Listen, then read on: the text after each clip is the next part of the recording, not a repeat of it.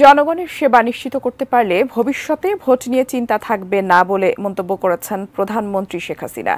তিনি বলেন, একটা ভোটের অনেক মূল্য। কথা মাথায় রেখেই মানুষের পাশে দাঁড়াতে হবে।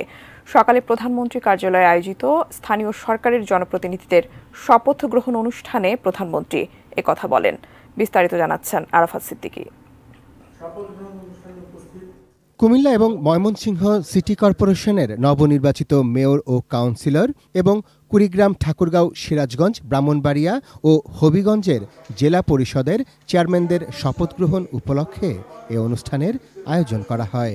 এতে কুমিল্লা ও ময়মনসিংহের ২ মেয়র এবং জেলা পরিষদের চেয়ারম্যানদের শপথ বাক্য পাঠ করান প্রধানমন্ত্রী শেখ হাসিনা।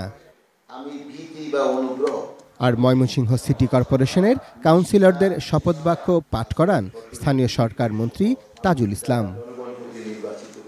পরে অনুষ্ঠানে নবনির্বাচিত জনপ্রতিনিধিদের উদ্দেশ্যে সরকার প্রধান বলেন, প্রতিটি ক্ষেত্রে বাংলাদেশকে তিনি স্বনির্ভর করে গড়ে তুলতে কাজ করছেন। সে লক্ষ্যে এই দেশ অনেক দূর এগিয়েছে বলেও জানান তিনি। যারা অতি দরিদ্র, এই অতি দরিদ্র কিন্তু আমাদের প্রায় ২৫ ভাগের উপরে ছিল, যেটা আমরা ৫.৬ ভাগে নামিয়ে আনতে সক্ষম হয়েছি। এত দ্রুত অতি দরিদ্রের হার কমানো আমার মনে হয় পৃথিবীর কোনো দেশ এটা পারেনি।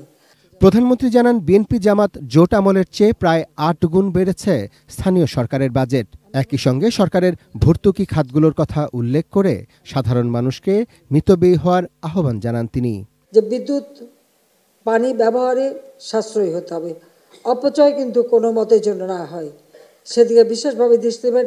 কারণ সেখানে কিন্তু ভর্তুকি দেওয়া হয়, কিন্তু ভর্তুকি বেশি দিন দেওয়া যায় না। কাজে আমাদের সবসময় আত্মনির্ভরশীল হতে হবে, আত্মমর্যাদাশীল হতে হবে। শেখ হাসিনা বলেন, মানুষ যে আস্থা বিশ্বাস নিয়ে ভোট দেয় তা রক্ষা করা প্রত্যেক জনপ্রতিনিধির গুরুদায়িত্ব। আর তাই যে কোনো দুর্যোগ দুর্বিপাকে সাধারণ মানুষের পাশে দাঁড়াতে জনপ্রতিনিধিদের নির্দেশ দেন আওয়ামী লীগ সভাপতি ও প্রধানমন্ত্রী শেখ হাসিনা। মানুষের পাশে দাঁড়িয়ে মানুষের সেবা করে মানুষের কল্যাণে কাজ করবার আহ্বান জানাচ্ছি। একটা ভোটের কিন্তু অনেক মূল্য, এটা মাথায় রাখবেন।